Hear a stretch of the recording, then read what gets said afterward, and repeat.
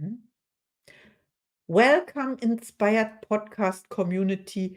This is your new episode. My name is Caroline, and my today's interview guest is Gail Boenning. I'm not sure if I pronounce your name right. I, It's like the actress Annette Bening, the O is silent. I love Annette Bening, and it has several reasons. I'm not going into there, but American Beauty, this film from the year 2000, and it has an Oscar, maybe several Yes, Oscars.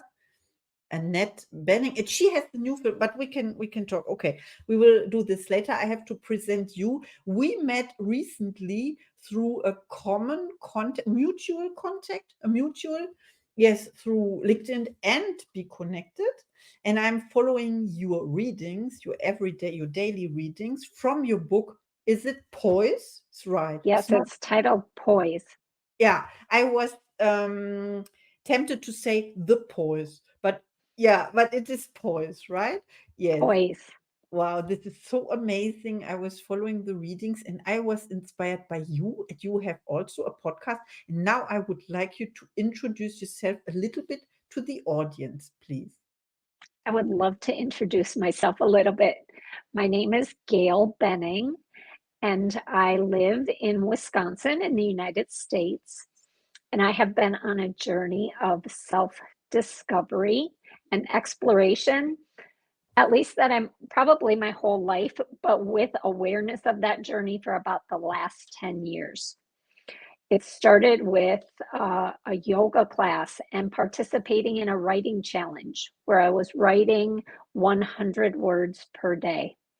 And that action of showing up to a page every day and writing about my life helped me to find myself in that life and who I want to be and how I want to show up for myself and for others. Wow, I love that. I love that Thank you. expression. To show up, you show up every day now. You committed to read your book, the whole book.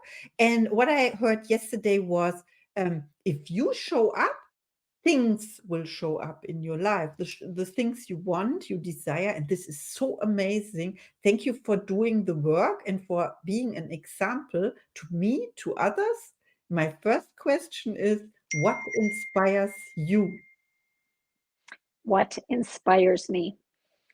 Creativity inspires me. Let's go back to that spot about 10 years ago. I would not have described myself as a creative person until I started that writing challenge. And I found that I could bring words together that would move people.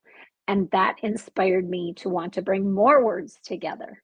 And then about 2 years ago, I was introduced to creating watercolor and drawing. And so, what inspires me is showing up to a blank page and creating something that didn't exist before. Oh, I love that. This is the perfect description of the word creativity. I think putting things together, creating something new that didn't exist. And you said about something, you said fusing words. No, you didn't say, yeah, maybe the writing challenge, but it came to me, fusing words together. I love this. Maybe you didn't say it, but you thought it.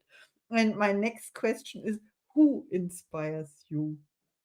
Who inspires me? Mhm. So Caroline and I met, as she shared, in a a virtual meeting, and there was something about Caroline's energy and enthusiasm that made me want to get to know her more.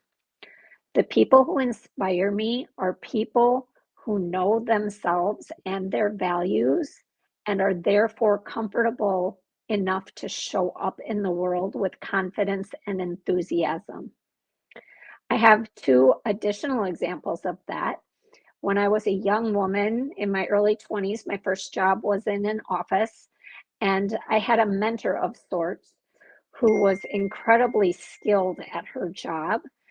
And I would often go to her for assistance in learning how to do my job, which was the same as hers. She was very confident in her knowledge and who she was. She was gruff. She was one of those people that you might be afraid to approach, but she was all bark and no bite. And once I learned that, I was very comfortable going to her.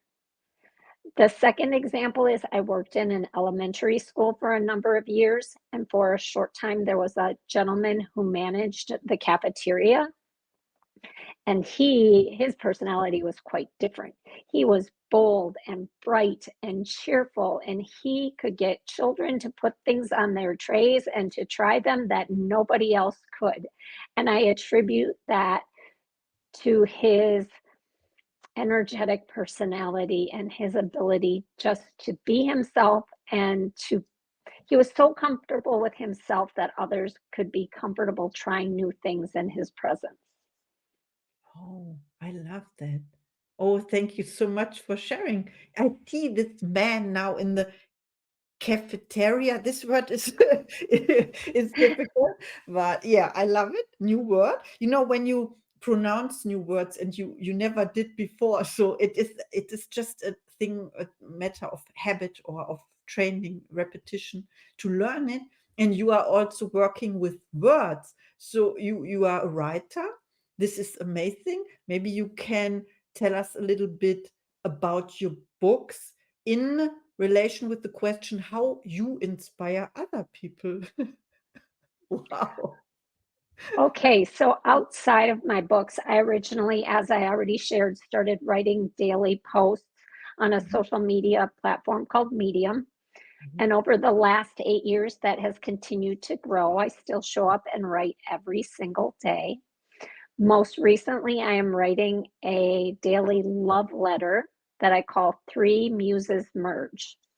And it is told from the point of view of three muses, which are really voices in my head. One is my brain, one is my heart, and one is the bridge between them. And what I hope that these love letters do for others is inspire them to see that we have different voices inside of ourselves, that if we slow down enough to listen to them, we can find that authentic piece of ourselves and live through our values. wow. This is perfect. It's perfect alignment, brain, heart, and the bridge between. Yeah, Three voices, three muses. Merge. muses. Yes. Yes, Oh, thank you so much for sharing. We are all curious now about your, is it, how did you call it, your daily love letters. love letters? Is it a blog, like a blog? Or Yes, it is like a blog, but yeah, I we think we love used letters sounds so much nicer. we used the word 20 years ago. It stands for weblog actually, blog or yes, amazing. Yeah, yeah, it is like WordPress or whatever platform you want to use. Okay, how do you make people smile? How do I make people smile? Well, I think the first way is by smiling at them, because we are reciprocal beings, and so a smile will often elicit a smile. I have been working on my humor, Caroline. My dad is a big joke teller, and he has been my entire life. That used to embarrass me, but now I love that part of him, and I love that he modeled it for me. So, can I tell a little joke? Oh, yes, Okay, please. so two ladies were sharing coffee, and one lady whispers to the other, "Did you hear that the government is putting chips in people?" And the other woman responds, "Oh, I hope I get Doritos." Do you know Oh, what Doritos are? yes, I love them with cheese sauce. Yeah. Yes. Wow, Wha chip. So what I love about that little funny is that it shows how one person can say chips and mean one thing, meaning like a computer chip in people, and the other lady, her perspective is so different. She wants Doritos. Yeah. Now I'm hungry. Thank you so much. Yes. Oh, I love that you gave an example how to make other people laugh and smile. Thank you so Thank much. you. I love it. And what do other people like about you? What do other people like about me? I think the very first thing that comes to mind is I am a good listener. Mm. Uh, that has, for much of my life, meant that I was a quiet person. I have been learning to overcome that and to show up and share myself as well. But I think that I make people feel comfortable, seen, and heard so that they can trust in sharing things with me. Oh, I love that. Yeah, trust. Trust is a good keyword for that. How do you build trust when you meet people for the first time? How do I build trust? I think that I listen. I try to ask questions instead of giving advice. And I have gotten better over the years at silencing my inner judge so that I can be open to hear somebody else and their experience without judging them. Oh, I love that without judging and also to be a good listener and to give attention to the other, pay attention, not Mhm. give, pay attention to the other person. This is really exciting. Yeah, when you are talking to someone like we are talking now, and it's like, yeah, it's a conversation. I love it. Mm, So, what are your gifts and talents? my gifts and talents. Hmm? I would say oftentimes our our biggest what we view as a flaw or a weakness in ourselves can grow into our gift or our talent. As previously stated, I used to be very quiet, and showing up here in an environment like this would have had me nervous and scared. And I none of that. I've been able to put that all to rest. And all of those years of being quiet have given me the gift and talent of making connections that sometimes my louder friends maybe don't see because they haven't had that opportunity to be quiet. Mm, thank you so much, and congratulations that you faced your fear, and now you are here with me and can tell you can tell your story also through Yes. your books, of course. Yes, and yeah, and now I want to know. I'd like to know if people reach out to you after our conversation. Mm, what do they expect? Do you have a special offer for them? Oh, I was not prepared for this question, and I sure wish I did have a special offer for them. I will say if somebody does reach out to me, my special offer is I will reach back. If somebody sends me a message or an email, I will definitely connect. That is one of the greatest joys of my life. I feel that every new person I meet has something to teach me. And so that's my special offer. If you reach out to me, I'll reach back. Oh, this is the best message ever.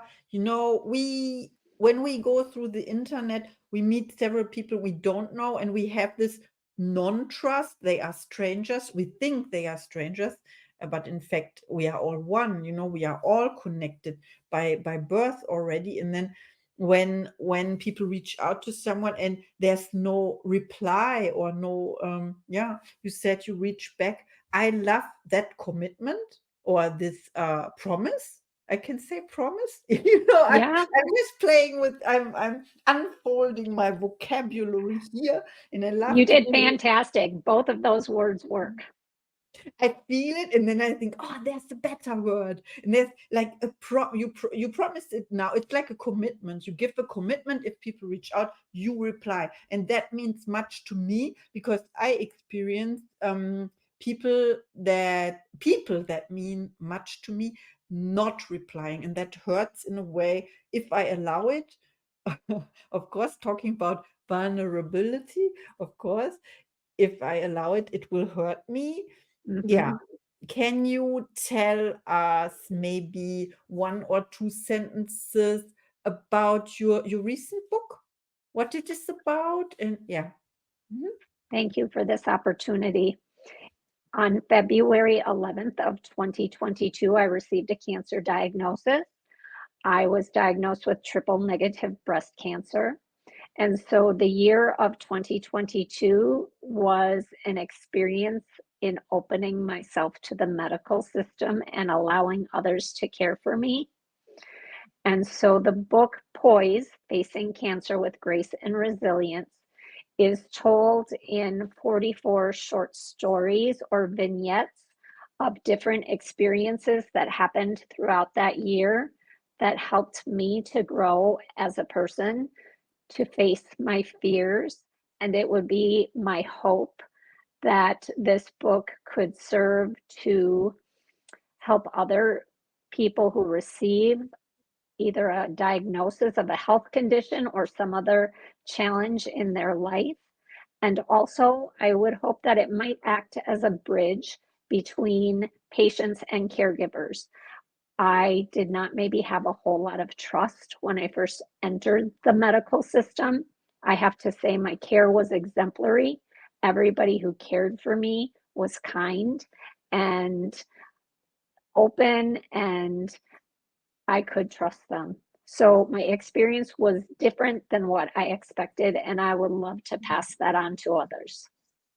Wow. Thank you so much for sharing. And we talked about trust. And I think it's because it's deeply rooted in you that when you have conversations with other people, you build trust immediately. And this is why trust was shown to you from the outside, like a mirror in your experience that you describe in your book. And we will have this every day. So I invite, or you can invite, but we invite people to come to listen to your book readings every day.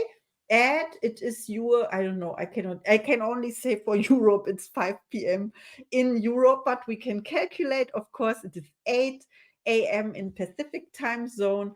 It is now, it comes 11 a.m. in the Eastern Standard Time, and we have mountain time. It's, what is mountain time? 9 a.m. Oh my gosh, yes, you are correct on all counts. I am just blown away by you embracing language and time zones, and you are a woman of the world. Oh, thank you so much. You know, our mutual friend Jack gave me the name Universalist, and I love that very much. Yes, You it know, fits. It yeah. fits. Thank you. And you have to go now. You have 5 minutes, and our interview has ended. Thank you so much. We will talk again soon.